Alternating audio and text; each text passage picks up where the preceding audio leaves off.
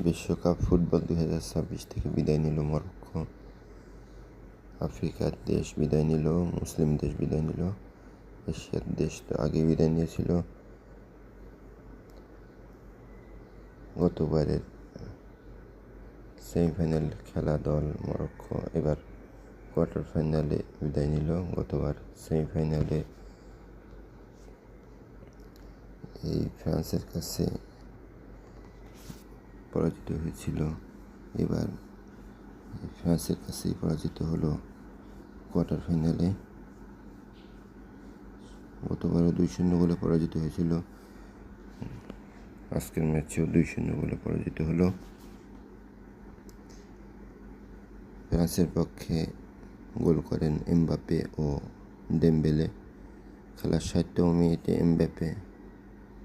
Mbappe ও 66তম মিনিটে Dembélé গোল করেন, অর্থাৎ খেলার 60 মিনিট পর্যন্ত গোলশূন্য ড্র ছিল। এই জয়ের ফলে ফ্রান্স উন্নীত হলো সেমিফাইনালে। আজ রাত 1টায় স্পেন বনাম বেলজিয়াম সেমিফাইনাল, কোয়ার্টার ফাইনাল। এই খেলার বিজয়ী দলের বিপক্ষে ফ্রান্স 15 তারিখ বুধবার রাত 1টায়, অর্থাৎ 14 তারিখ মঙ্গলবার দিবাগত রাত 1টায় মোকাবেলা করতে যাচ্ছে।